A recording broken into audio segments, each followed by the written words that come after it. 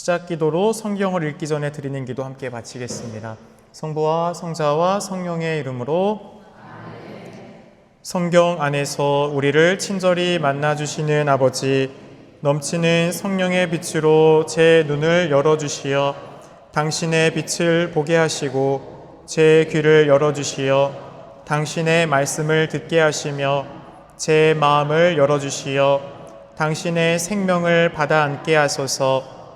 그리하여 말씀의 신비가 얼마나 넓고 높고 깊은지 깨달아 알고 인간의 모든 지식을 초월한 그리스도의 사랑에 대한 뜨거운 감동으로 저의 모든 일상 생활 가운데 새로운 기쁨과 당신의 능력이 빛나게 하여 주시며 저의 모든 형제들과 함께 당신의 영광을 찬미하게 해주소서.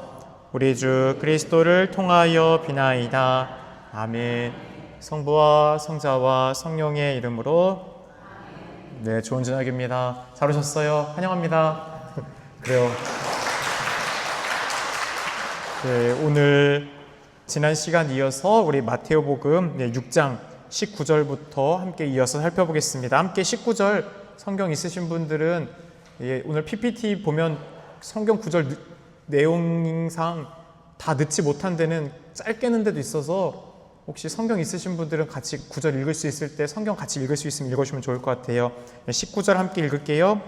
너희는 자신을 위하여 보물을 땅에 쌓아두지 마라. 땅에서는 종과 녹이 망가뜨리고 도둑들이 뚫고 들어와 훔쳐간다. 이 말씀은 예수님께서 소유와 집착의 위험을 경고하시며 하늘의 가치에 집중된 삶을 전환할 것을 촉구하시는 매우 중요한 권고입니다. 특히 자선과 기도, 단식에 대한 내면의 정화를 강조하신 후에 이제 그 열매로서 재물과 하느님 사이에 우리가 진정한 선택을, 어떤 것을 우리의 삶에 두고 살아가야 하는지를 제시하시죠. 자신을 위하여는 단순한 소유를 넘어 자기 만족과 안전만을 위한 축척들, 타인을 고려하지 않는 이기심을 가리킵니다. 이 표현은 하느님 중심이 아닌 자기 중심의 삶이 얼마나 허망한지를 드러냅니다. 재물은 선한 목적에 쓰일 때는 은총의 도구가 되죠. 그렇지만 나만을 위해 쌓이게 되면 영적인 부패가 됩니다.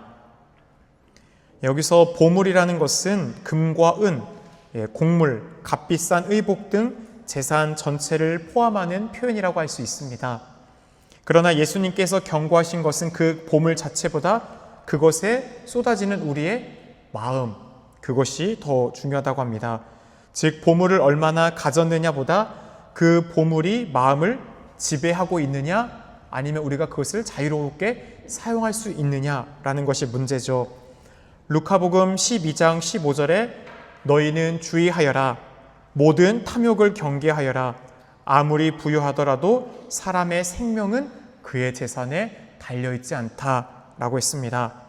예수님께서 땅에 보물을 쌓지 말라고 하신 이유는 어때요? 땅은 언제든지 잃어버릴 수 있는 불안정한 세계를 상징합니다. 여기서의 땅은 세속적인 가치, 우리의 유한한 시간적인 삶, 그것을 의미합니다. 결국 영원하지 않고 언제든지 사라질 수 있는 것에 인생을 걸지 말라는 것입니다. 우리의 신앙의 본질이 바로 여기 있죠. 영원한 것, 유한한 것과 영원한 것, 그 가운데 선택하라면 무엇을 선택해야 되는 거예요? 그래요. 당연히 영원한 가치를 선택할 수 있어야 돼요. 그런데 그 영원한 것이 우리의 눈에 보일까요? 안 보일까요? 안 보여요. 이 유한한 것이 눈에 보이죠. 이 현세의 것들. 따라서 그 영원한 것을 바라볼 수 있는 믿음의 눈이 있는 사람은 하늘에 보화를 쌓지만 그렇지 않은 사람은 이 지상에 보화를 쌓으려고 노력하는 것이겠죠. 좀은 고급 옷감을 갉아먹는 해충이고 녹은 금속을 부패시키는 현상입니다. 도둑은 외부의 침입과 상실을 상징하죠. 어떤 보물도 이 세상에서는 완전히 안전하지 않고 영원하지 않다라는 사실을 예수님은 다시금 우리에게 말씀하고 있습니다. 지혜서 5장 8절 9절에 이런 말씀이 있습니다. 자랑스럽던 그 큰 재산이 우리에게 무슨 이득이 있었는가? 그 모든 것은 그림자처럼 지나가는 소문처럼 사라져버렸다. 결국 이 지상 우리가 알렉산더 대왕, 이 세상의 모든 나라를 제패했던 알렉산더 대왕의 마지막 유언도 삶의 마지막에 결국 가져갈 수 있는 것이 아무것도 없는 것 가운데서 관 밖으로 양손을 내놓고 세상 모든 사람들이 결국 이 세상을 호령했던 이도 가져갈 수 있는 것이 없다라는 것을 보여줘라 라고 하면서 유언을 남겼죠. 빈손으로 간다. 그렇다지만 그는 알지 못했습니다. 눈으로는 빈손일지 모르겠지만 우리들의 삶에 영원히 남는 것들이 있어요. 우리가 하늘에 쌓아 올린 이 지상에 했던 선행들, 기도들, 또한 사랑의 그 모든 봉사의 시간들, 하느님의 뜻을 추구하고 따랐던 그것들은 영원히 남죠. 단지 우리 눈에 보이지 않기 때문에 우리는 세상을 살면서 어떤 안전을 준비하려고 예금도 하고 적금도 하고 보험도 들고 어떤 준비들을 하죠. 그렇다면 눈에 보이는 것을 향한 그런 준비를 할 수 있다면 영원함을 위한 준비를 어떻게 하고 있는가? 오늘 그것을 이 뒤 마태복음 6장은 우리들에게 다시 한번 바라볼 수 있도록 초대하고 있습니다. 따라서 우리는 이런 질문을 나에게 던져봅니다. 우리 교우분들은 요즘 무엇을 쌓고 있습니까? 하늘에 속한 겁니까? 아니면 땅에 속한 겁니까? 내가 지금 열심히 하고 있는 무엇인가, 그 일이 무엇인가를 보고 그 일이 방향이 어디로 가고 있는지를 우리가 봐야겠죠. 내가 가진 재물이나 시간, 능력은 하느님께서 주신 것이라는 인식이 있어야 됩니다. 그렇지 않으면 우리는 아까워하게 돼요. 사실 재물에 있어서 그 누구도 자유로울 수 없는 것이 현실인 것 같습니다. 하지만 우리가 그 영원함을 계속해서 바라보지 않는다면 유한한 것에 함몰되어 버립니다. 그리고 그것이 내 것이 아니라 하느님께서 나에게 나눠 쓰라고 주셨다라는 것을 우리는 먼저 인식하고 있는지를 봐야 합니다. 나의 소유가 혹시 다른 누군가의 결핍을 만들고 있진 않은가? 이 세상에는 전 세상 모든 인구가 먹고도 남을 음식이 있죠.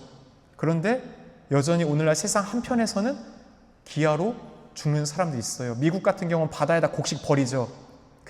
왜냐면 그 곡식값 조절하려고 다른 누군가는 죽고 있지만 그 비용 써서 아프리카에 갖다다 주기만 하면 되는데 그렇게 하지 않는 우리 인간이 난 그 욕심이 오늘날 이 세상 가운데 하느님이 모든 이들이 먹고도 남을 것을 주었지만 그렇게 하고 있지 못한 것은 결국 이 세상에 있는 윤리적인 악이에요. 하느님에 대한 우리는 섭리의 문제 가운데 이 악의 문제에 부딪히는 경우가 많습니다. 하느님이 전능하시고 전선하시고 선하신데 왜 이 세상은 이토록 어둠으로 보이는가? 왜 악하게 가는가? 하지만 우리 인간이 낳은 욕심이, 욕망이 그것이 다 자라게 되면 어떻게 돼요? 죽음을 낳게 돼요. 그 죽음은 나에게뿐만 아니라 다른 이에게도 영향을 미칩니다. 따라서 오늘날 대부분의 이 세상의 부조리와 악의 문제는 하느님께로부터 오는 것이 아니라 누구에게서 오는 거예요? 인간이 윤리적인 악, 내 자유의지의 남용이에요. 하느님이 선이 아니라 하느님의 뜻에 반대되는 길을 우리가 계속 선택하다 보면 그 길이 결국 다른 모든 이들에게 폭력을 낳게 됩니다. 그런 것들을 우리가 잘 보여주는 것들이 오늘 이 세상 안에도 여전히 많잖아요. SPC 요즘 그냥 끼임 사고 많이 나죠. 그냥 노동자들을 향한 어찌 보면 그들의 대우를 돈을 벌기 위한 하나의 대상으로 그들을 바라보는 것들, 그런 세상 사회가 또한 구조가 다른 누군가에게 죽음을 계속 낳게 되죠. 그렇게 나는 그런 환경을 정의롭게 하나님의 평화를 위해 노력하고 있는지, 내가 혹시 소유한 것이 다른 누군가의 결핍을 만들고 있지 않은지 봐야겠죠. 20절 함께 읽겠습니다. 그러므로 하늘에 보물을 쌓아라. 거기에서는 좀도 녹도 망가뜨리지 못하고 도둑들이 뚫고 들어오지도 못하며 훔쳐가지도 못한다. 이 말씀은 예수님의 전체 가르침, 특별히 산상설교의 방향성을 집약하는 구절입니다. 하늘에 보물을 쌓으라는 초대는 단순한 미래 보상을 말하는 것이 아니에요. 여기서 하면 하늘에서 큰 적금 받은 거 네가 받게 되니까 그렇게 해, 그런 차원이 아닙니다. 지금 이 순간부터 이 땅에서부터 하느님 나라의 가치를 어떻게 하라는 거예요? 살아내라는 거예요. 행복하여라. 진복팔단에 얘기했잖아요. 행복한 것은 미래에만 행복하다는 거였어요? 아니에요. 하느님을 믿고 살아가는 사람들은 그 믿음 가운데 이미 하느님이 함께 있기 때문에 이 땅에서부터 그 행복을 살아갈 수 있다고 했죠. 그렇게 분명 나중에 이미 왔지만 아직 완성되지 않은 하나님 나라의 그 가치를 우리는 마지막 날 하나님 나라에서 보상, 정말 큰 상을 얻겠죠. 하지만 이 순간부터 하나님 나라의 가치를 살아내라는 구체적인 선택의 요청입니다. 하늘에 보물을 쌓아라. 예수님은 이 구절을 통해 세속적인 소유의 불안정함과 대조되는 영원한 가치를 향한 삶을 제시하는 것입니다. 그래서 하늘에 쌓는 보물이 어떤 것들이 있어요, 우리 교분들? 여러분들 하늘에 보물을 쌓는다고 했을 때 어떤 것들이 보물이죠? 그래요, 기도, 선행, 자선, 봉사, 용서. 예, 그래요. 바로 이런 것들입니다. 자비의 실천, 믿음과 신뢰로 행한 여러분의 그 선한 행동들이 지금 당장 여기에서는 어떤 의미도 없어 보이고 아무런 가치가 없어 보일지 모르겠지만 하느님의 영원한 시간 속 안에서 어떻게 돼요? 그 생명의 책에는 영원히 기록되어 있어요. 지워지지 않습니다. 그렇게 우리의 이 지상의 삶은 소중한 것이요. 매일매일 하루하루가 내가 할 수 있는 하느님 나라에서의 그 시간들이 기록되어 있기 때문이죠. 그래서 하느님을 향한 충실한 사랑이 보물을 쌓는 겁니다. 세상에 남기는 것은 유한합니다. 하지만 하늘에 쌓는 것은 하느님의 그 기억, 생명의 책에 영원히 남습니다. 하늘의 보물은 세상의 것들과 달리 망가지지도 빼앗기지도 않습니다. 이는 단지 미래 천국에서만이 누리는 것이 아니라 지금 이 순간부터 주어지는 평화와 기쁨, 내적인 자유를 뜻해요. 우리가 예수님 말씀을 살아갈 때 성령 안에서는 우리 안에 빼앗길 수 없는 평화를, 기쁨을 항구히 주시는 분입니다. 이사야서 33장 6절에 이런 말씀이 있습니다. 주님을 경외하는 것이 너희의 보물이다. 경외, 모든 지혜문학, 잠언, 코엘렛, 시편 이런 것들을 보면은 모든 지혜로움의 첫째 자리를 뭐라고 표현해요? 하느님을 경외하는 것, 하느님을 두려워할 줄 아는 것, 내가 하느님을 떠나는 것을 슬퍼할 줄 아는 마음, 내가 죄를 지어 내 마음에서 하느님을 몰아내는 것을 두려워할 줄 아는 그 경외심, 그게 하느님을 사랑할 수 있는 그 마음이 지혜로움, 하느님의 뜻을 분별히 올바로 식별하고 바라볼 수 있는 영적인 눈을 그 갖추는 게 지혜로움이죠. 무엇이 더 하느님의 뜻에 맞는가? 내가 가야 될 하느님이 원하시는 방향이 무엇인가? 그걸 명확히 볼 수 있는 눈이 지혜로운 거예요. 그렇기 때문에 우리는 하느님을 경외할 수 있는 것, 그분만을 사랑하는 것이 우리의 지혜의 길입니다. 우리가 하늘에 쌓는 보물은 곧 우리의 믿음과 삶의 방향이 어디를 향하고 있는지를 보여주는 지표입니다. 그래서 교부들과 성인들은 하늘에 쌓는 보물을 덕행의 창고다라고 불렀습니다. 성 암브로시오는 이런 말을 했습니다. 가난한 이들에게 베푸는 것이 가장 안전한 하늘의 은행이다. 여러분들 적금 있으면 금리 막 3%, 3.5% 막 찾아보시죠. 네, 그런 것처럼 가장 금리 좋은 데가 있어요. 네, 무조건 받게 되는데 그거 어디예요? 하늘나라 은행. 네, 넣기만 하면 100%로 돌려줍니다. 네, 그렇기 때문에 여러분들은 금 넣어야 돼, 안 넣어야 돼요? 당연히 넣어야죠. 안 넣는 게 바보인 거예요. 그리고 암브로시오 성인은 또한 요한 크리스토서모는 하늘에 쌓인 보물은 도둑도 좀도 시간도 그 가치를 해치지 못한다 라고 했습니다. 즉 우리가 뿌린 사랑의 씨앗, 그것이 작더라도 하늘나라에서는 영원한 기억과 열매로 남는다는 신앙의 고백입니다. 그렇게 우리는 질문합니다. 나는 내 삶의 노력과 시간, 마음을 어디에 투자하고 있는가?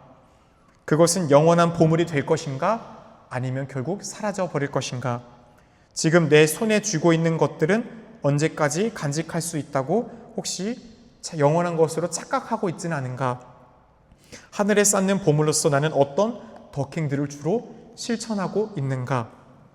가톨릭 교회 교리서 2538항은 하늘의 보물을 쌓는 삶은 하느님을 첫째 자리에 모시는 선택이며 이것은 이웃 사랑을 통해 구체화된다 라고 표현했습니다.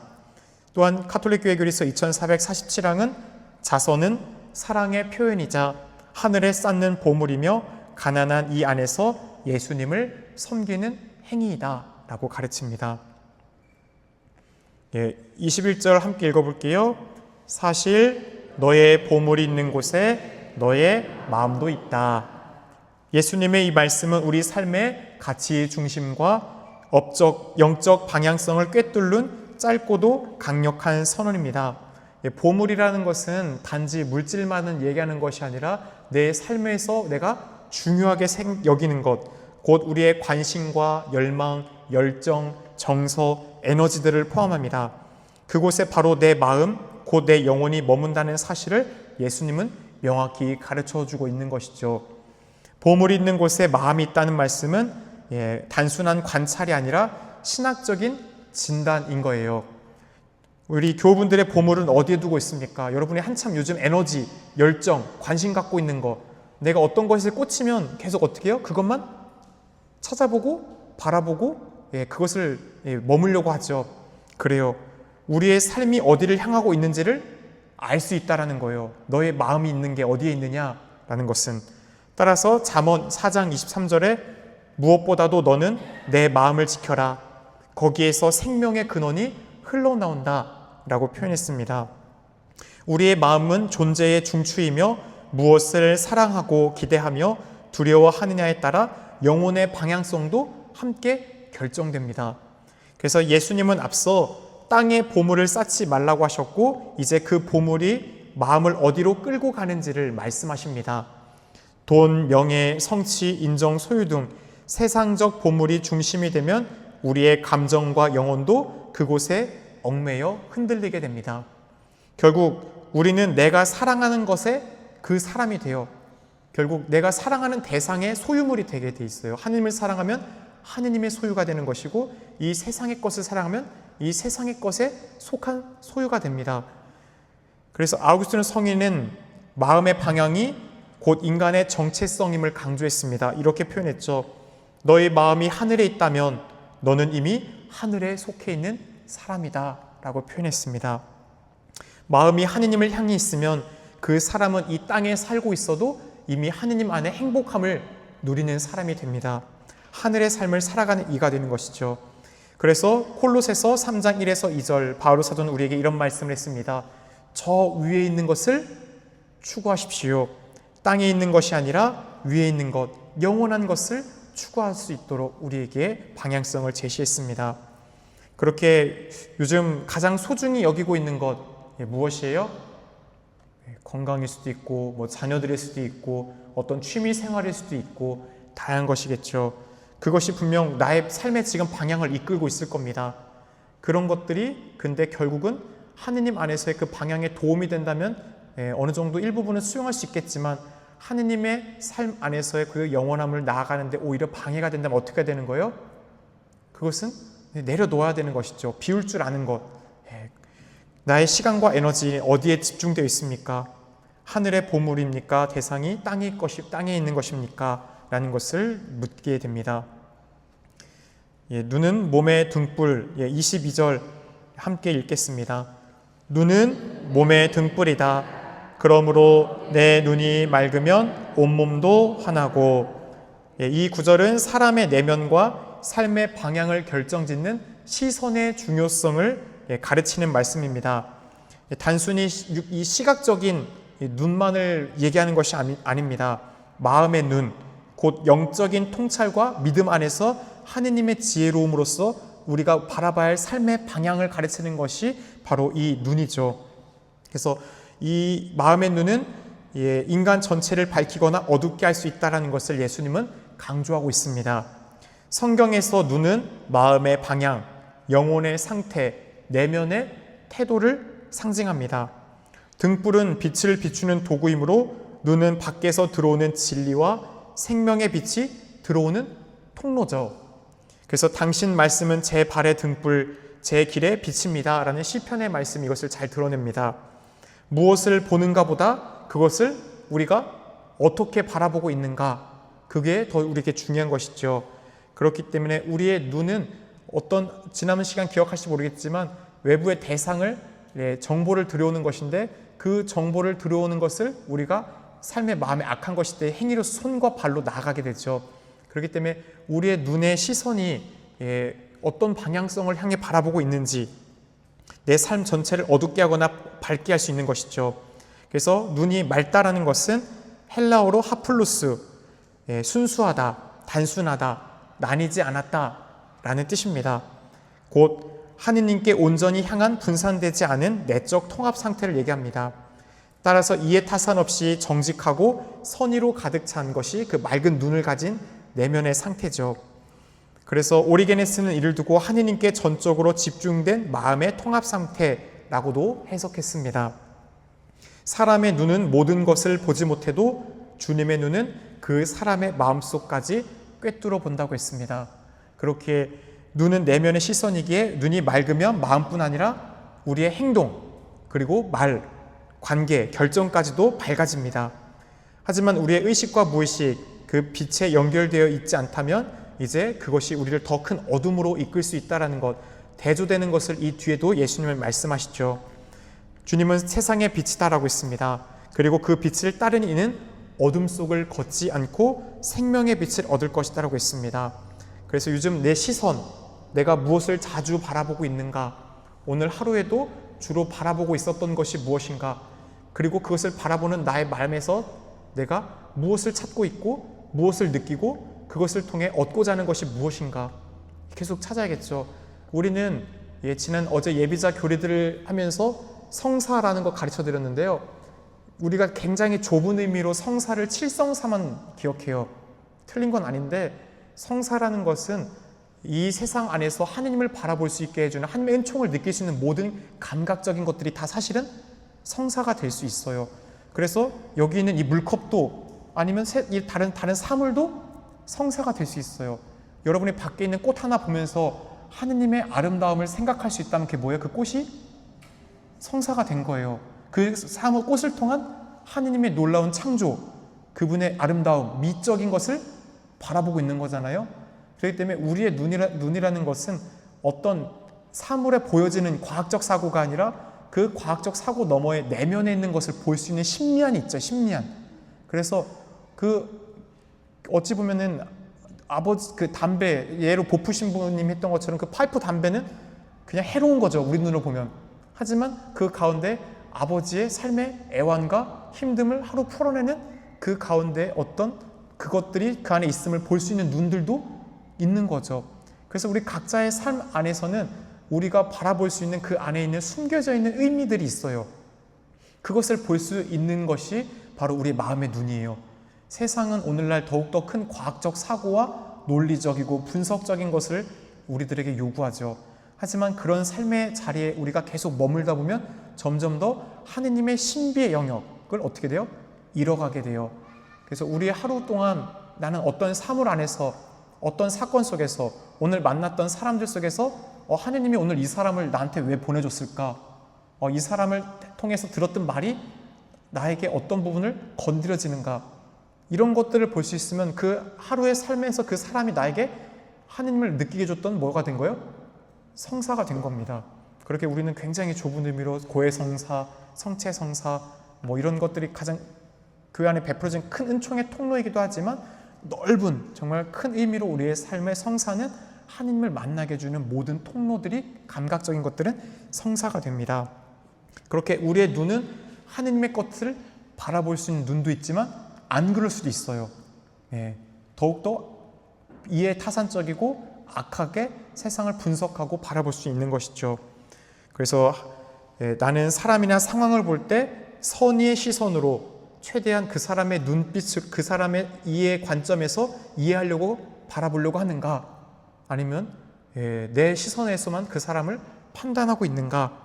그래서 우리의 눈, 그 사람의 관점, 인디언 속언의 그 속담에 그런 말 있잖아요. 그 사람의 신발을 신고 10km 걸어보기 전에 그 사람에 대해서 말하지 마라. 신발 신어보면, 다른 사람 신발 신어본 적 있어요? 있어요? 저는 있거든요. 신학교 때 이제 어떻게 보면은 뭐 그런 체험들 하죠. 그런 군대 갔었을 때 그런 경우도 있었어요. 그 군화가 떨어졌는데 당장 보급이 안 나와서 발 사이즈만 맞는 다른 사람 이제 선임 걸 신었는데, 저는 굽이 바깥쪽부터 다는 사람이고 그 사람 안쪽부터 다는 사람이었어요. 전 바깥쪽이 이게 먼저 달아요. 근데 어때요? 엄청 불편하겠죠. 근데 그만큼 그러니까 그 사람의 삶에서 이런 것들을 이해할 수 있는 지평이 어떻게 되냐면, 그 사람의 삶에서 그럴 수밖에 없는 영역들이 있는 거예요. 그 사람의 고유한 삶의 가치관, 환경, 태생, 그런 모든 것들을 우리가 다 알 수 없기 때문에 우리는 어찌 보면 내 시선으로 다른 사람을 볼 때는 일부밖에 보지 못하는 겁니다.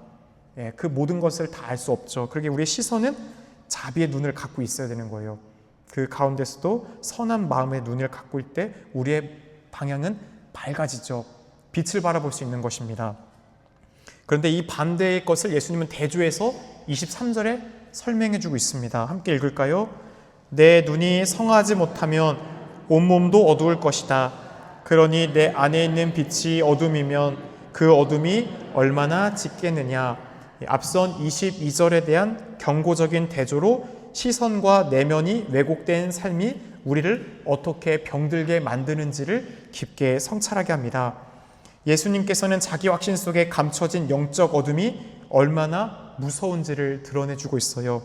여기서 성하지 못하다, 헬라어로 포네로스는 악하다는 의미를 넘어서 타락한 상태, 곧 탐욕, 질투, 증오, 교만, 음욕, 시기, 나태, 음란, 이런 왜곡된 시선으로 세상과 타인을 바라보는 상태를 가리키는 겁니다.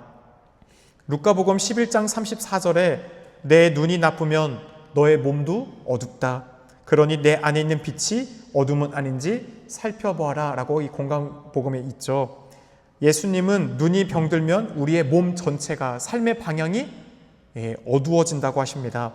이는 내면의 시선이 우리의 존재의 질을 결정한다라는 것이에요. 그래서 잘못된 가치관, 탐욕스러운 해석, 악의적인 시선은 우리의 삶의 방향을 하느님의 빛, 구원의 길로 이끄는 것이 아니라 어디로 이끄는 거예요? 죽음으로 이끌게 되는 것이에요. 멸망으로 가게 하는 겁니다. 그래서 예수님은 내면 안의 빛조차 여겨지는 것조차 어둠일 수 있다. 내가 하는 것이 선하고 무조건 옳아 라고 하면서 다른 사람들을 단죄하는 것, 그것을 우리 성경에서 제일 잘 보여줬던 게 바리사이들이죠. 그래서 스스로 옳고 의롭다고 확신하지만 실제로는 위선과 자기 기만, 교만한 신앙을 그들은 품고 있었습니다. 그래서 빛처럼 보이는 악이 더 무서운 어둠이다 라고 요한금구는 얘기했습니다.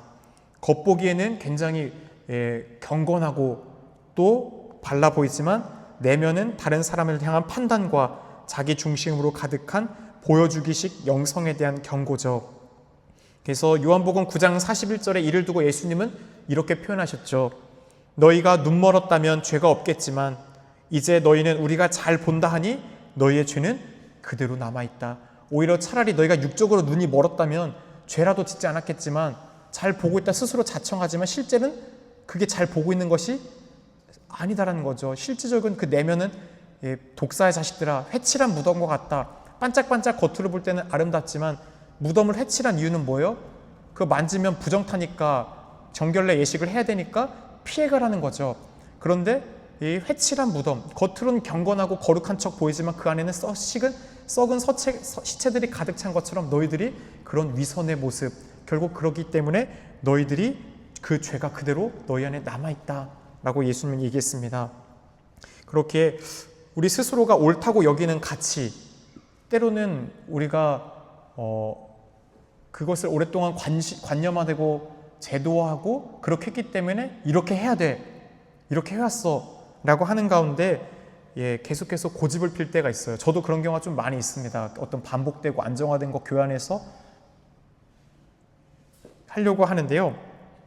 어찌 보면 그러는 가운데서 완고해질 수 있죠. 어떤 다른 사람들에 대해서 네가 잘 몰라서 그래 라고 단죄하거나 판단할 수도 있는 것이고, 그렇기 때문에 우리의 그 옳다고 여기는 가치가 정말 나만의 가치가 아닌지, 혹시 하느님 안에 검증된 것인지 잘 식별해 봐야겠죠. 왜 그럴까요, 얘가? 잠깐만요.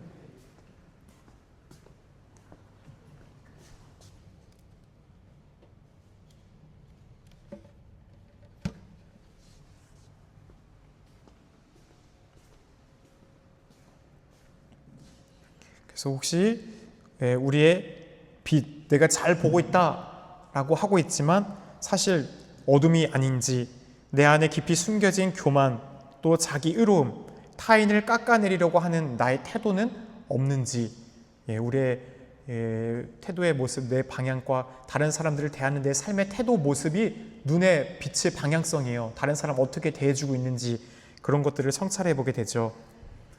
하느님이냐 재물이냐 24절 함께 읽겠습니다. 아무도 두 주인을 섬길 수 없다. 한쪽은 미워하고 다른 쪽은 사랑하며 한쪽은 떠받들고 다른 쪽은 업신여기게 된다. 너희는 하느님과 재물을 함께 섬길 수 없다. 이 말씀은 산상설교 전체에서 가장 분명하게 신앙인의 궁극적인 선택을 요구하는 것이에요. 결국 하느님이냐 재물이냐 이거냐 저거냐 그 중간은 없다라는 것이에요. 그래서 예수님은 선함과 악함 사이가 아니라 하느님과 다른 것 모든 사이, 곧 하느님을 주인으로 받아들일 것이냐 아니면 하느님이 아닌 다른 것을 주인으로 받아들일 것이냐, 이 결정을 우리에게 분명히 선택하라는 초대입니다. 팔레스티나 당시 노예 제도에서 한 노예가 두 주인을 동시에 섬기는 것은 법적, 사회적으로 불가능했습니다. 그래서 여기서 미워하다와 사랑하다라는 것은 감정이 아니라 관계 속에서 드러나는 우선순위를 가리키는 것이에요. 그래서 신명기 6장 5절에도 그 우선순위를 이렇게 표현했죠. 너 이스라엘아 들어라. 주 너의 야훼 하느님은 한 분이신 하느님이다. 너희는 마음을 다하고 목숨을 다하고 힘을 다하여 주 너의 하느님을 사랑해야 한다. 첫째 가는 자리가 하느님께 있다는 것을 기억해야 할 것을 하면서 그들에게서 성국갑, 머리에 이 성국갑을 만들고 이 말씀을 항상 넣고 다니죠. 하느님은 부분적인 애정이나 병렬적인 섬김이 아닌 전 인격적인 헌신을 우리에게 요구하는 겁니다. 그래서 재물, 이것은 만몬, 물질이 만몬으로서 대표되지만 사실 만몬이라는 것은 하느님의 자리를 대체할 수 있는 그 어떤 것이라도 되면 그게 뭐예요? 그게 인격화된 신인 거죠. 오늘 재테크의 신, 투자의 신, 미용의 신, 어떤 다양한 이름을 붙여서 우리는 신으로 부를 수 있는 내 마음이 하느님보다도 그것을 더 힘있게 여기면 그게 뭐예요? 그게 우상이 되는 거예요. 때로는 그렇게 우리들은 그리스도교 안에서 사실은 우리가 하느님을 버려놓고 우상을 섬기는 게 아니에요. 어떻게 해요? 하느님도 믿으면서 다른 신들도 같이 그 안에 모시는 겁니다. 오늘날 그리스도교 신자들의 삶의 대부분 보면은 하느님 안 믿어요 이거 아니에요. 다 하느님을 믿고 있어요. 하지만 그런 가운데서 한 구석에는 또 다른 내가 의지하고자 하는 것들을 계속해서 함께 섬기려고 하는, 결국 그 가운데 우리들은 점점점 하느님의 자리를 잃어가게 되죠. 그래서 인간의 마음을 지배하는 탐욕의 대상, 그게 우상입니다. 예수님은 만몬을 인격화된 거짓 신으로 바라보며 하느님의 자리를 위협한다고 경고했습니다. 돈은 나쁜 것은 아니죠. 구약에서 하느님께서 주신 가장 큰 축복의 통로가 두 가지가 있죠. 뭐예요? 재물과 자녀죠. 자녀 많은 거랑 돈 많은 거는 하나님이 주신 가장 큰 축복의 통로였어요. 그런데 그 돈이 많은 사람이 되고 부자가 하느님 나라에 들어가는 것보다 낙타가 바늘귀로 빠져나가기 더 쉽다니까 사람들이 그 전까지 알고 있던 하나님의 축복이 아닌가 하면서 놀라죠. 그렇지만 예수님께서 말씀하신 건 돈 자체가 나쁜 것이 아니라 그 돈으로 인해서 하나님의 자리를 잃어버리는 것, 그러면 하나님 나라에 들어갈 수가 없다라고 표현하신 것이죠. 돈은 나쁜 게 아닙니다. 하지만 그것이 하나님의 자리를 빼앗는 순간 그것은 우리의 영혼을 삼키게 됩니다. 그래서 하느님이 아닌 어떤 것, 나의 평화와 정체성을 좌우한다면 그것이 곧 내 영혼의 주인이 된 것입니다. 그래서 한번 써보는 게 좋아요. 여러분들도. 제가 했던 게 이거였었던 거예요. 그 영신수련 할 때 최용대 마테오 신부님께서 하느님이냐 이것이냐 그거 써보게 했던 거예요. 하느님을 위해서 포기할 수 있는 것들 한번 네가 사랑하는 거 다 써보라고 한 다음에 지워가라고. 그런데 어떻게 했던 거예요? 지울 수 없는 것들이 나와요. 삶에서. 그거 갖고 이제 붙잡고 기도하는데 힘이 들죠. 포기할 수 없는 내 마음의 약함과 한계 속에서 어떻게 돼요? 슬퍼져요. 하느님을 사랑한다고 했는데 정말 내가 이걸 왜 버리지 못하지? 그러는 가운데서 하느님이 정말 나를 얼마나 사랑하시는지를 알 때 하느님과의 그 관계, 인격적 체험, 그분의 사랑을 알게 될 때 세상의 것들을 어떻게 할 수 있어요? 내려놓을 수 있는 거예요. 머리로는 백날 못해요. 제 경험은 그래요. 하나님을 사랑한다고 하는데 당장 그게 안 됐습니다. 그런데 그분이 나를 얼마나 사랑하시는지를 깊이 있게 그분이 알려주셨을 때 정말 이 세상의 모든 것이 다 그분께 있고 그분을 소유하는 것이 성 다블리 안토니오 중에 그 말씀 있죠. 예수님을 소유한 자가 모든 것을 소유한 거다라는 것을 너무나 명확하게 알게 되는 거예요. 내 마음 한구석에. 그런데 왜 내가 여기 이걸 왜 못 버렸지? 하면서 기쁘게 버릴 수 있는 마음을 갖게 해주셨죠. 그렇게 우리의 삶에서 중요한 것은 사실 하느님이 나를 얼마나 사랑하시는지에 대한 인격적 체험이에요. 이게 있는 사람은 신앙생활을 계속 가요. 그런데 이게 없는 사람들은 어떻게 해요? 신앙생활을 하다가 쉬게 되죠. 하느님이 날 사랑한다는 것을 알지 못하기 때문에. 그러기에 우리들의 삶에서 이것은 대부분 어떤 시간에 오느냐? 편할 때 절대 안 와요. 제가 볼 땐 그래요. 내일 복음이기도 하죠. 너희는 슬퍼 애통하겠지만 사람들은 기뻐할 것이다. 하지만 너의 그 슬픔이 기쁨으로 바뀔 것이다 하면서 너무나 우리가 잘 이해할 수 있는 산모의 출산의 고통을 빗대어서 표현해요. 우리 어머니들 애 낳을 때 그 출산의 고통 안 겪어봤지만 진짜 얼마나 고통스럽고 힘들어요. 그런데도 그 고통을 넘어서서 태어난 아기를 바라보면 그 고통을 잊을 만큼의 그 생명의 태어남이 너무나 큰 기쁨으로 온다라는 예수님의 비유. 남자들은 좀 안 와닿을 것 같은데 예수님이 여자들한테는 와닿는 메시지인 것 같은데 그래요. 우리가 이 뱀처럼 슬기로 하라는 말 있죠. 뱀도 자신의 몸에서 이제 썩는 냄새가 나면 어떻게 하냐면 돌 밑으로 들어가요. 그래서 까끌까끌한 돌들, 그 돌 사이로 어떻게 돼요? 지나가요. 파고 들어가요. 그래서 자기가 긁히게 해요. 왜 그럴까요? 탈피하는 거죠. 껍질을 벗기고 있는 걸 어떻게 해요? 내가 허물을 벗는 거예요. 그래서 그 돌 사이를 지나가면서 벗겨지는 것이 어떻게 해요? 마찰이죠. 갈등이고 상황차이고 고통이에요. 하지만 뱀은 어찌 보면 악한 동물로 보이겠지만 거기서 뱀은 어떤 상황 안에서 올바른 지혜로움을 상징하고 있죠. 우리네 삶 가운데서도 고통 없는 신앙적인 성숙 있을 수도 있어요. 하나님의 특별한 은총으로. 그런데 대개는 없어요. 고통 없는 우리들의 신앙의 성숙, 사랑의 길을 여러분들 삶에서 다 깨닫잖아요. 내가 어떤 것을 부단히 희생하고 노력하려고 할 때 사랑 없이 그게 돼요? 안 돼요. 자녀를 향한 사랑이 있기 때문에 인내해줬던 부모의 마음을 알듯이 우리 역시도 예수님의 그 사랑을 깊이 깨닫고 체험할 수 있도록 주님은 우리들에게 삶의 어려움을 사랑으로 짊어지라고, 내 멍에를 메고 배우라고, 내가 멍에를 맨 게 사랑의 방식이고 내가 마라소가 돼서 너와 함께 걸으면서 그 짐을 짓는 법을 너희가 가르쳐주겠다고, 함께 내가 그 멍에를 메면서 사랑의 방식으로 네가 이 삶에서 구원의 길로 나아가는 길을 가르쳐주겠다고 예수님은 분명히 우리에게 얘기하고 있죠. 그렇게 우리들의 삶의 그 고통이라는 터널, 분명히 예수님은 너희는 슬퍼할 거다. 예수님이 십자가 죽음을 겪고 사도들은 다 어땠어요?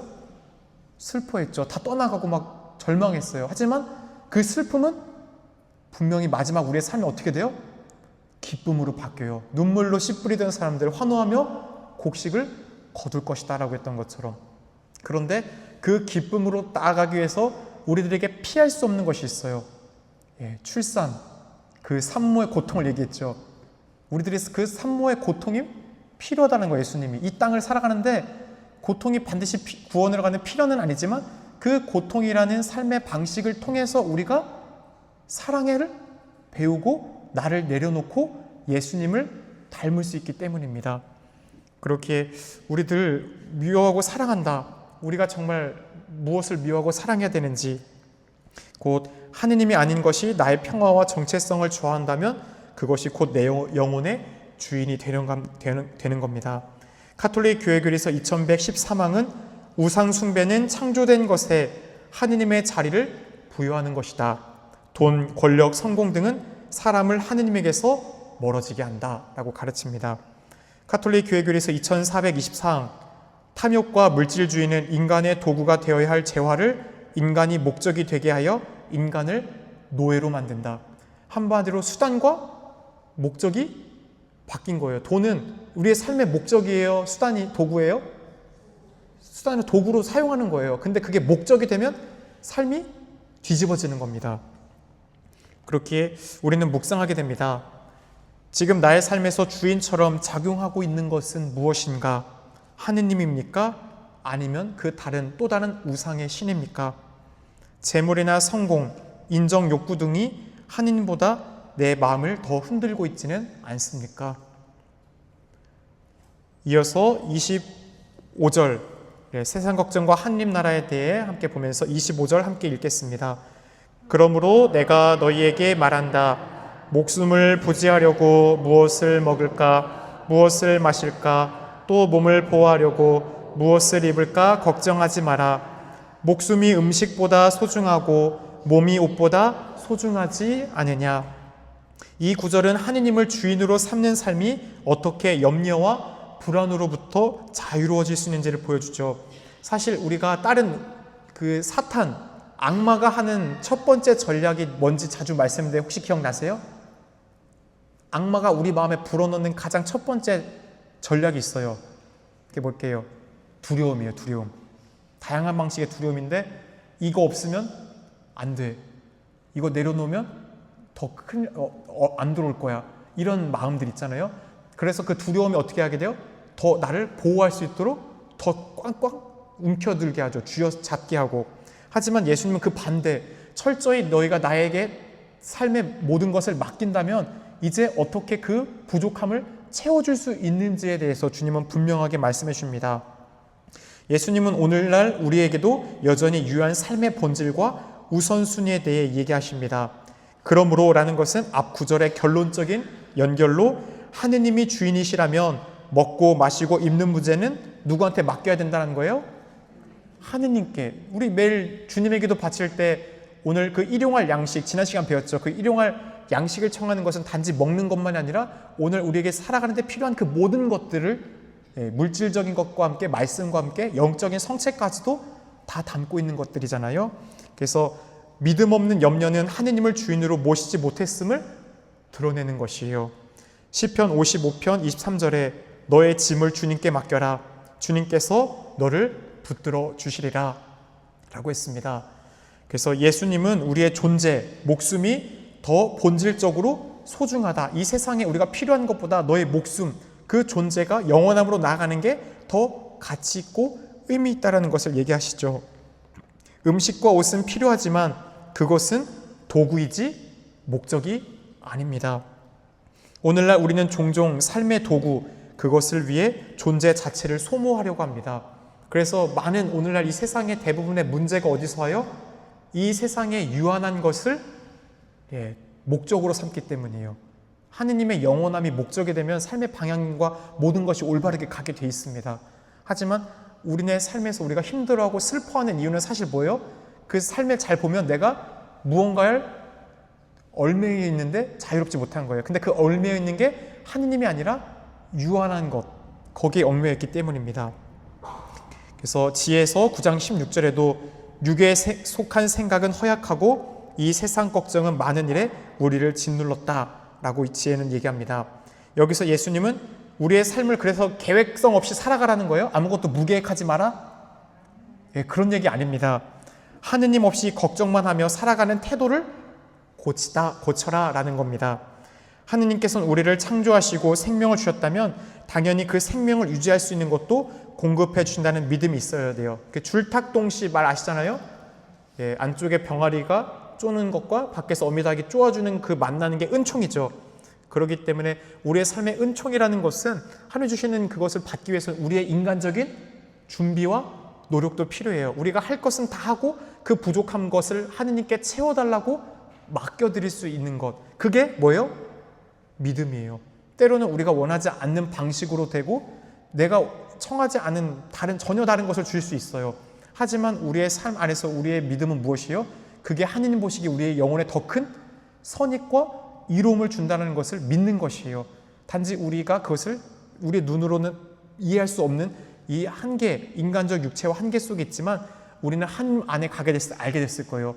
그분께서 우리에게 주셨던 그 모든 것들이 결코 우리에게 해로운 것이 아니라 더 큰 영혼의 구원을 위해 더 큰 선을 나아갈 수 있도록 우리에게 열어주셨던 모든 것들이라는 것을 우리는 그날 깨닫게 됩니다. 그래서 우리는 묵상하죠. 나는 최근 어떤 일로 가장 많이 걱정하고 있는가? 내가 염려하고 걱정하는 거, 그거 하느님께 맡겨드리고 있는가? 아니면 내가 막 움켜쥐고서 어떻게든지 막 해결하려고 내 힘만으로 노력하고 있는가? 그 문제를 기도 안에서 하느님께 의탁하고 있는가? 26절 함께, 다 성경책 있으신 분들은 26절 생략해서 함께 읽을 수 있는 분들은 함께 읽으면 좋겠습니다. 26절, 하늘의 새들을 눈여겨보아라. 그것들은 씨를 뿌리지도 않고 거두지도 않을 뿐만 아니라 곳간에 모아들이지도 않는다. 그러나 하늘의 너희 아버지께서는 그것들을 먹여주신다. 너희는 그것들보다 더 귀하지 않느냐. 예수님께서는 자연을 통한 신뢰의 영성을 가르쳐 주시죠. 이게 뭐예요? 이게 바로 성사적인 시각인 거예요. 너희들이 하늘의 새들을 봐라. 저 수많은 새들도 다 먹고 사는 것. 그것은 그 새들의 능력이 좋아서가 아니라 누가 그것들을 먹여준다는 거예요? 하느님께서는 당신의 피조물, 저 새들조차도 그렇게 귀하게 여길진다면 그 모든 피조물에 가장 당신의 모상을 만든 우리야말로 얼마나 더 귀하게 여기시겠느냐. 그것을 바라볼 수 있는 영적인 눈을 갖고 있는 것이 성사적인 우리들의 신앙의 여정의 눈입니다. 그래서 염려와 불안에 사로잡힌 인간에게 하느님의 섭리를 묵상하도록 초대합니다. 이 말씀은 신앙인이 세상적 걱정을 넘어서 하늘의 질서 안에서 살아가야 할 이유를 제시합니다. 그래서 새들은 씨를 뿌리지도 않고 저장하지도 않지만 하느님의 질서 안에서 그날 하루를 충분히 살아갔습니다. 그래서 예수님은 하느님이라 하지 않고 우리를 하느님을 어떻게 불렀어요? 아빠. 우리의 가장 좋은 분, 친근한 분, 우리의 아버지시죠. 따라서 아버지는 우리를 돌보고 사랑하며 신뢰하시는 분입니다. 그렇게 새도 돌보시는 아버지께서 우리에게 더욱더 특별한 작용을 하신다는 것을 우리는 기억해 봐야 됩니다. 그렇게 우리는 묻게 되죠. 최근 무엇 때문에 하느님의 그 구원의 손길, 내가 청한 것과 다른 것들이 왔을 때 그것을 받아들이려고 기도했는가? 하느님의 섭리가 어디 있지? 내가 이해하지 못하지만 하느님께서 나에게 이 고통을 중에서 무엇을 주고자 하시지? 그것을 내가 받아들이려고 하고 있는가? 신뢰하지 못하고 있는 부분은 무엇인가? 이런 것들을 우리는 이런 자연 일상의 삶 속에서도, 그래서 자연 안에서 우리가 관상한다는 것은 굉장히 좋은 피정이 돼요. 오랫동안 어떤 것들 한 사물을 관찰하잖아요. 나태주 시인의 그 꽃도 있잖아요. 자세히 봐야 이쁘다, 오래 봐야 사랑스럽다, 너도 그렇다. 우리가 다른 사물을 오랫동안 바라보다 보면 그 가운데, 우리 가운데 이끄는 하느님을 향한 관찰 안에서 하느님을 바라보는 것들이 분명히 연결이 돼요. 하느님은 그렇게 만들었기 때문이에요. 이 세상의 질서와 법칙들을. 그렇게 우리들이 또 일상의 삶 속에서 하느님을 얼마나 바라볼 수 있는 눈을 갖췄는지도 또 이런 새들을 통해서 기억하면 좋겠습니다. 27절 함께 읽을게요. 너희 가운데 누가 걱정한다고 해서 자기 수명을 조금이라도 늘릴 수 있느냐? 염려로는 아무것도 우리가 바꿀 수가 있어요, 없어요? 없어요. 사실 뭐 과학적인 어떤 통계 보면 우리 힘으로 바꿀 수 있는 한 3% 정도의 염려를 불과하고, 사실은 이미 과거에 했었던 거 30%, 그 다음에 앞으로 오지도 않을 것들 30%, 뭐 이렇게 해서 막 퍼센테이지를 봤으면 지금 당장 우리가 실질적으로 걱정하고 염려될 거는 3% 정도밖에 안 된다고 해요. 그런데도 우리는 굉장히 끊임없는 것들을 걱정하고 신음하며 살아가죠.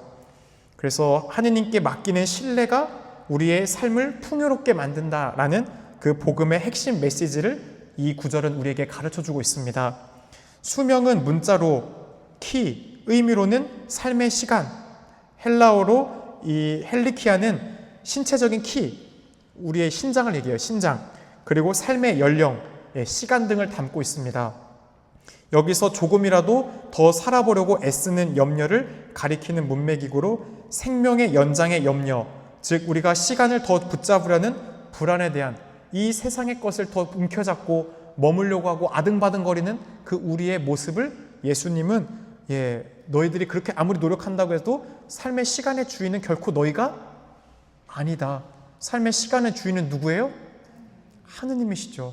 그러게 그날과 그 시간은 반드시 와요. 그날과 그 시간이 뭐예요? 죽는 날이죠. 여러분 다 죽어요. 저도 그렇고.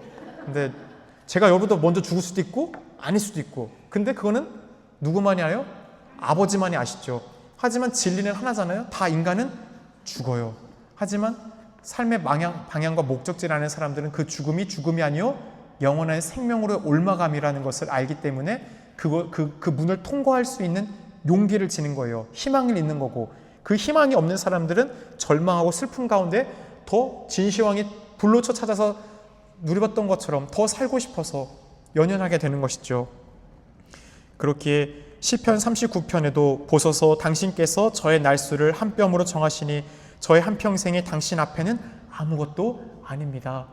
저희 모태에서부터 우리를 빚으셨고 우리의 모든 것을 아시는 분, 그분의 시간 안에 우리의 삶은 정해져 있긴 하죠. 그분은 전능하시기 때문에 모든 걸 알아요.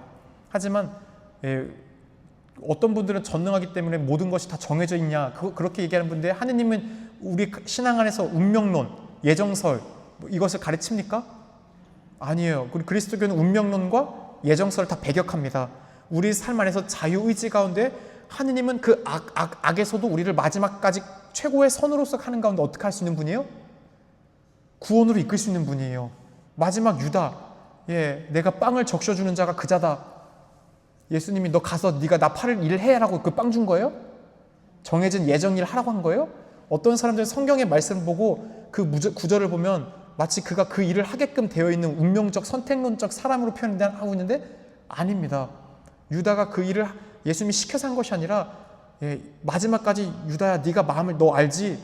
너 스스로가 지금 어둠 속에 있고 내가 빵을 적시는 자가 그자다 알고 있었을 때 지금 네 상태가 어딘지 너가 알고 있으니 돌아오라는 예수님의 마지막까지도 사랑의 메시지를 계속 준 거죠. 그러는 가운데도 완고함 속에 있으면 우리의 마지막 삶에서도 끝까지 죄짓고 악하게 살고 하나님을 믿지 않았던 사람이 마지막 죽기 전에 회개할 수 있는 경우도 있죠. 근데 극히 드물 수밖에 없다는 거예요. 왜냐하면 우리 스스로가 삶에 살았던 그 삶의 방향성을 마지막에 꺾기가 쉽지 않은 거예요. 그래서 이 우도처럼 예수님 당신 나라 갈 때 저 용서해 주지 않은 깊은 상등통에 할 수 있는 영혼들도 있지만 대부분은 마지막까지도 그 악함 가운데서 그 빛을 거부합니다. 자신들이 살았던 삶의 방향을 끝까지 움켜쥐고 스스로가 그 길을 걷게 되고 죽음에 가게 되는 거예요. 예수님이 너 지옥, 너 천국 이렇게 가라고 하는 게 아니라 결국 우리 스스로가 삶의 선택을 우리 스스로에 대해서 그 빛을 바라볼 수 있는 힘을 잃어버리고 어둠으로 가버리는 겁니다. 그렇게 분명 그분은 정의롭게 심판하시죠. 하지만 자비롭게 우리를 구원하시는 분이시기에 우리는 늘 마지막 죽는 그 순간까지도 하느님은 한 명도 빠짐없이 모든 이의 구원을 바라십니다. 그렇게 우리에게 필요한 것은 이 지상을 살아가는 가운데서 하느님이 시간의 주인이다. 모든 것이 그분의 손에 있다. 그렇기 때문에 인간의 걱정이 아무 능력도 없다라는 거. 우리가 걱정한다고 해서 우리의 수명을 더 늘리거나 줄일 수도 없죠. 걱정은 무언가를 조절하는 의지에서 비롯되지만 생명의 주인은 오직 하느님이시기에 아무런 영향도 주지 못합니다. 그래서 이 말씀의 요지는 뭐예요? 신뢰를 갖고 살아가라 라는 것이죠. 복음적 자유를 누려라. 그래서 내가 붙들고 있는 염려의 실체, 정말 그게 나의 삶에서 엄청 당장 보면 큰일처럼 보일 때가 많이 있어요. 그런데 지나고 보면 다 어때요? 진짜 아무 일도 아니었었는데 괜히 붙잡고 막 내가 오만 근심 걱정 다 하느라고 막 힘쓰리고 막 이랬던 경우가 굉장히 많이 있죠. 그래서 그 염려가 실체인가? 정말로 내가 통제할 수 있는 건가? 통제할 수 없다면 어떻게 되는 거예요, 내가? 그냥 하나님 믿고 내비두는 거예요. 하나님 당신께서 도와주실 걸 믿고 가장 좋은 최고의 선으로 도와주십시오. 당신 믿습니다. 이게 신뢰죠. 지금 내가 쏟는 에너지를 기도와 신뢰로 바꾼다면 우리의 삶은 더 가벼워지고 평화로워질 수가 있습니다. 28절, 30절 함께 읽겠습니다. 그리고 너희는 왜 옷 걱정을 하느냐? 들에 핀 나리꽃들이 어떻게 자랐는지를 지켜보아라. 그것들은 애쓰지도 않고 길쌈도 하지 않는다. 그러나 내가 너희에게 말한다. 솔로몬도 그 온갖 영화 속에서 이 꽃 하나만큼 차려입지 못하였다. 오늘 서 있다가 내일이면 아궁이에 던져질 들풀까지 하느님께서 이처럼 입히시거든 너희야 훨씬 더 잘 입히시지 않겠느냐. 이 믿음이 약한 자들아. 예수님께서는 걱정하지 말라는 가르침을 다시 한번 우리가 잘 이해할 수 있도록 자연을 통해서 예를 들어서 아까 새들의 비유를 통해 새들도 다 먹이니까 너들도 다 준다. 그 얘기처럼 이 꽃들도 이렇게 아름답거늘 너희들에게도 하느님은 얼마나 다시금 모든 것을 아름답게 차려주겠느냐라는 것을 얘기해 주시죠. 하느님의 창조 질서와 섭리는 잠깐 피었다 사라지는 들꽃에서도 완전히 하자는 것을 강조하며 우리가 하느님 자녀로서 얼마나 큰 돌봄을 받고 있는지, 사실 여러분들이 오늘 지금 이 자리에 있는 것, 오늘 아침에 눈을 뜬 것, 살아있는 것도 하느님의 돌봄이 있으니까 있는 거예요. 하느님의 돌봄이 없으면 어떻게 되는 거? 불러가시는 거죠. 하느님 그곳으로 다시 이제 하느님 나라로 가는 거잖아요. 그분이 오늘도 하루도 우리를 어떻게 하는 거 충분히 보살펴줬다라는 거예요. 여러분들이 숨쉬고 살아가고 먹고 살아가는 이 모든 것들을 그분은 다 오늘도 주고 있다는 것이죠. 예수님이 말한 나리꽃은 드레스처럼 아름다운 야생화를 의미합니다. 이는 인간이 만들어낸 그 어떤 것도 따라갈 수 없는 하느님의 섭리와 아름다움을 상징합니다. 길쌈도 하지 않는다는 표현은 자기 노력도 없이도 하느님의 손길을 통해 그것들이 존재가 유지되고 있다는 것을 가르치고 있죠. 그렇게 시편 104편에도 주님, 당신께서 하신 일들이 얼마나 많습니까? 당신께서는 지혜로 그 모든 것을 이루셨습니다. 라고 얘기합니다. 솔로몬은 이스라엘 역사상 가장 지혜롭고 부유한 왕으로 인간이 누릴 수 있는 최고의 영광을 상징하는 인물입니다. 그러나 예수님은 그 모든 인간적 찬란함조차도 들꽃 하나의 자연스러움보다도 못했다. 하느님 섭리 안에 있는 생명력보다도 못하다라고 합니다. 하느님의 손길이 닿는 피조물 하나가 인간이 스스로 만든 가장 영광스러운 것보다 낫다. 결국 인간이 만들어낸 것보다 하느님이 만들어낸 것이 더 낫다. 우리가 아무리 노력해도 하느님이 하시는 것보다 높을 수가 없다. 오늘날 우리들이 인간의 기술 정말 어디까지 갈 수 있나 막 생각해보면 오늘날 진짜 놀랍죠. 근 20-30년 전에 감히 상상할 수 없었던, 진짜 우주선 쐈다가 우주선 다시 돌아온다라는 이런 기술 보면, 이 연료체 다시 돌아오는 거 이런 거 보고, 또 막 로봇, 진짜 옛날에 터미네이터 영화 보면 어땠어요?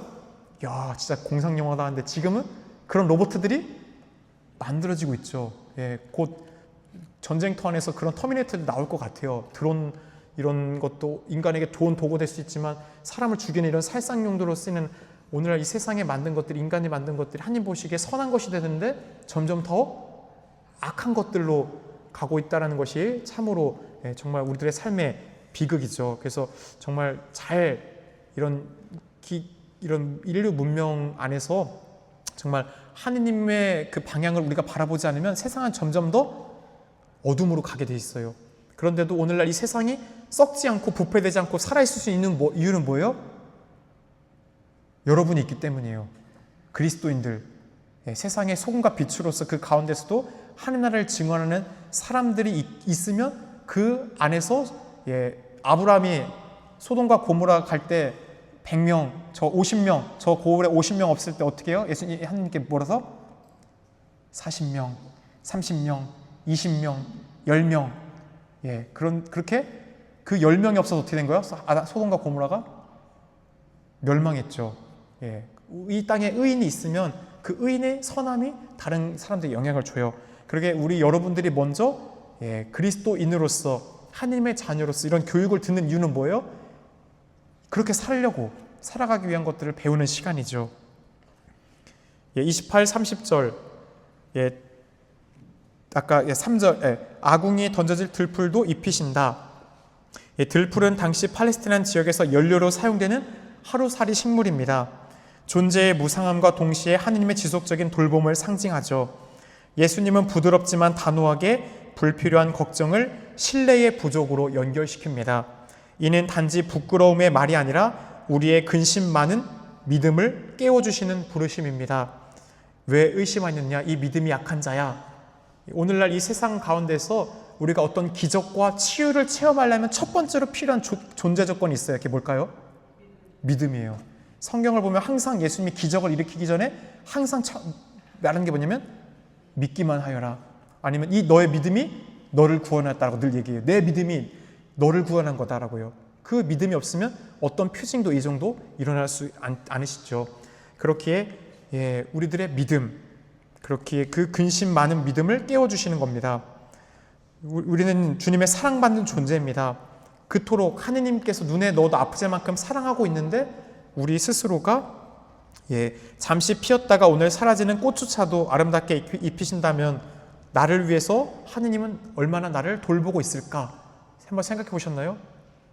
나를 얼마나 그분은 오늘 하루도 내가 구원으로 갈 수 있도록 나를 어떻게 더 큰 선으로 이끌 수 있도록 나를 어떻게 보살피고 있을까? 그 아까 얘기했지만 그런 데 있어서 때로는 우리가 원치 않은 삶의 방향으로 이끌지만 그 역시도 하나님의 구원 안에서 필요하기 때문에 그분은 우리를 글로 이끄시는 것이죠. 31, 32절 함께 읽겠습니다. 그러므로 너희는 무엇을 먹을까, 무엇을 마실까, 무엇을 차려입을까 하며 걱정하지 마라. 이런 것들은 모두 다른 민족들이 애써 찾는 것이다. 하늘의 너희 아버지께서는 이 모든 것이 너희에게 필요함을 아신다. 이 구절은 앞서 반복된 걱정하지 말라는 가르침을 명확한 신앙의 정체성의 선언으로 이끌며 예수님께서는 우리에게 누구처럼 살 것인가를 묻는 결정적 지침입니다. 신앙인과 하느님을 모르는 이방인의 삶은 다릅니다. 다른 민족, 이스라엘 밖의 사람들이 아니라 이 다른 민족이라는 것은 하느님을 안 믿는 사람, 하느님을 모르는 사람들의 삶의 방식을 얘기하죠. 하느님의 섭리를 신뢰하지 못하고 자기 힘으로, 자기 노력으로, 자기 능력으로 살아가려고 하는 사람들, 모든 것을 자기 힘으로 확보해야 안심되는 사람들이 바로 여기서 다른 민족 사람들입니다. 하느님 없이도 사는 사람은 언제나 부족합니다. 하지만 하느님과 함께 사는 사람은 언제나 충만함을 누릴 수 있습니다. 예수님은 또다시 하늘의 너희 아버지라는 표현을 사용하십니다. 이는 창조주의자, 돌보는 보호자, 그리고 친밀한 우리의 아버지라는 그 관계성을 다시 한번 우리에게 깨워주고 있습니다. 그래서 일상의 걱정, 우리의 영혼을 갉아먹는 방식을 우리는 다시 한번 믿음 가운데 내려놓을 수 있어야겠습니다. 33절 함께 읽겠습니다. 너희는 먼저 하느님의 나라와 그분의 의로움을 찾아라. 그러면 이 모든 것도 곁들여 받게 될 것이다. 그래서 우리의 삶에서 우리가 필요로 하는 이 세상의 모든 것들을 아버지도 다 아시죠. 하지만 첫 번째를 청하면 그 나머지 모든 것들은 다 풀리게 되어 있다는 것입니다. 이 구절은 예수님의 산상설교에서 중심축을 이루는 말씀입니다. 신앙인의 삶의 우선순위를 다시 한번 명확하게 해주는 거예요. 오늘 이 마태복음 오늘 이 6장 하반기를 보면 전체적으로 어때요? 삶의 순위, 앞서서 우리가 참된 자선, 단식, 기도를 통해 우리의 마음의 내면을 깊이 있게 본 것을 바탕으로 이제 우리의 삶의 먼저 우선순위가 어디에 두고 어떤 선택을 해야 되는지에 대해서 강조하는 것이 이 하반부에 나오고 있습니다. 그래서 예수님께서 우리에게 요구하시는 삶의 방향은 염려 중심의 삶이에요? 걱정하고 근심하는 삶이에요? 아닙니다. 하느님 중심의 질서 안에 사는 것입니다. 그래서 먼저라는 헬라어 프라토는 시간적인 순서가 아니라 절대적인 우선순위를 가르치는 것이에요. 기준이에요, 기준. 삶의 기준이 무엇이냐? 먼저 그것을 삶의 기준이 하느님이다 라는 것이죠. 삶의 가장 중요한 자리, 마음의 중심, 선택의 방향에 하느님께 있어야 한다는 것입니다. 하느님의 나라는 단순히 천국만을 의미하지 않습니다. 이 말은 하느님의 주권과 통치, 그리고 하느님과 함께 살아가는 삶의 상태를 뜻합니다. 그렇기에 예수님의 그 나라는 이미 이곳에서 우리와 함께 시작됐고 마지막 하느님 안에서 분명한 완성을 이루어가는 것입니다. 보아라, 하느님의 나라는 너희 가운데에 있다라고 했었죠. 그래서 이 의로움, 디카이시오네는 단순히 윤리적인 올바름이 아니라 하느님의 뜻과 일치된 삶, 하느님 앞에서 정당하고 바른 상태가 바로 이 의로움입니다. 그래서 우리가 율법에서 의롭다라는 인물로 가장 대표되는 인물이 누군 것 같아요? 요셉이죠. 요셉은 의로운 사람이었다라고 표해요. 그런데 그 의로움은 돌 던져서 마리아를 죽이는 의로움이 아니라 있는 그대로 문자적인 행동을 실천하는 의로움을 넘어선 그 문자가 전해주고 있는 사람을 살리는 생명이 사랑의 본질이라는 것을 알아볼 수 있는 의로움이었죠. 그게 하느님의 뜻이었어요. 바로 의롭다라는 건 그런 겁니다. 하느님 앞에서 그분과 일치되어 있는 것, 정당하고 바른 상태, 사랑의 삶을 살아가는 것이 이로움입니다. 그래서 성 아우구스티노는 사랑 안에서 질서를 따르는 정의, 이게 의로움이라고 했어요. 정의, 하느님 안에서 사랑의 질서, 오르디넴, 사랑의 우선순위, 먼저 사랑 안에서 우선순위로 해야 할 것을 첫째 자리에 놓을 줄 아는 것이 정의로움이에요. 그래서 로마서 14장 17절에 하느님의 나라는 먹고 마시는 것이 아니라 성령 안에서 의로움과 평화와 기쁨을 누리는 것입니다 라고 얘기했습니다. 그러면 주님은 우리 이 모든 것들도 우리에게 다 주신다라고 했습니다. 삶의 중심이 하느님께 있을 때 우리가 염려하던 모든 것, 우리의 의식주, 우리의 안정됨, 우리의 필요 등 그 자연스럽게 은총 안에서 채워진다라는 그 약속입니다. 그래서 우리는 지금 내 삶에 있어서 먼저 아까 프로톤, 삶의 절대적인 기준 무엇입니까? 앞서 집에 가서 한번 써보시면 좋을 것 같아요. 하느님과 여러 가지 것들을 써놓고 지어나갈 수 있는 것들. 그래서 그 가운데 정말 하느님이 첫째 자리를 우선순위에 있을 수 있는가? 그럼 여러분은 어떤 사람이요? 이로운 사람이죠. 디카요시네, 말 그대로 프로톤, 그 삶의 기준이 있는 하느님께 있는 사람들인 거예요. 혹시 하느님 나라가 아닌 다른 것에 앞서 있진 않은가? 마지막입니다. 34절 함께 읽을게요. 그러므로 내일을 걱정하지 마라. 내일 걱정은 내일이 할 것이다. 그날 고생은 그날로 충분하다. 이 말씀은 산상설교의 염려에 대한 교훈의 절정이자 마무리입니다. 예수님께서는 단순한 심리적인 위안을 넘어 신앙인의 시간 감각과 존재 방식 자체를 바꾸도록 초대하고 있습니다. 지금 여기 바로 힉, 눅크, 은총의 삶을 사는 것은 미래에 올 것을 미리 걱정하며 사는 게 아니라 뭐예요? 지금 바로 여기 이 자리의 삶을 충실히 살아가는 것. 그렇기 때문에 톨스토이는 그런 말을 했죠. 내가 하는 일 중에 가장 중요한 일은 지금 하는 일. 내가 만나는 사람 중에 가장 중요한 사람은 지금 내가 만나는 사람. 지금 바로 여기서 내가 만나고 있는 일, 그 사람이 삶에 있어서 가장 중요한 거다라고 했습니다. 그래서 지금 여기 은총성에 머무르며 하느님을 신뢰할 수 있는 삶의 방식을 갖게 됩니다. 내일은 인간이 예측하거나 통제할 수 없지만 우리는 계속해서 어떤 내일의 영역, 내 능력을 벗어나는 것을 끌어오려고 하죠. 그러다 보니 우리의 삶에 어떤 것들이 있어요? 계속 근심하고 걱정하고 염려하죠. 이 미래는 하느님의 섭리에 속한 영역으로 우리가 컨트롤할 수 있는, 허락되지 않은 염려의 대상입니다. 분명 미래의 것들, 미리 준비해야 될 것들이 있어요.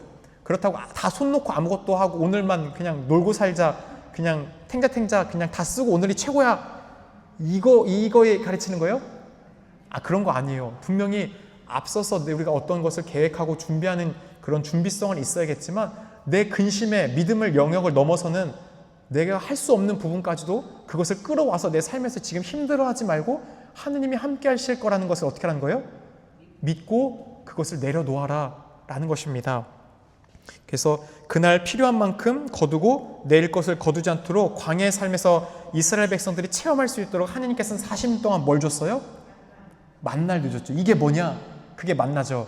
그래서 안식일날은 이틀치를 거뒀죠. 안식일날은 일을 못하니까. 그런데 우리가 하루치 거 이상을 거둔 사람들은 어떻게 됐어요? 썩죠. 구더기 피고 하나님 말 안 들으면 그렇게 됐죠. 그래서 하루치 품삯을 늘 주님이 주신다라는 이스라엘 백성들의 체험처럼 하느님은 늘 우리에게 그날 먹을 것을 분명히 주시겠다라고 약속하셨습니다. 그래서 하느님께서 하루치 은총으로 충분히 먹이시고 돌보신다는 것이 바로 그 탈출기 16장의 만나 이야기입니다. 내일 걱정은 내일을 할 것이다라는 것은 그 무책임한 낙관주의가 아닙니다. 오히려 예수님은 지금의 삶에 충실하지 못한 예측 중심의 태도를 경계하는 거예요. 지금 기쁨 없이 살아가게 될 수밖에 없어요. 내일 걱정하면 지금 기쁠까요? 아니요, 지금 못 기뻐요. 기쁨의 삶을 잃어버립니다. 따라서 주님은 우리가 기쁨을 갖고 평화를 누리며 이 지금의 현재의 삶을 살기를 원하세요.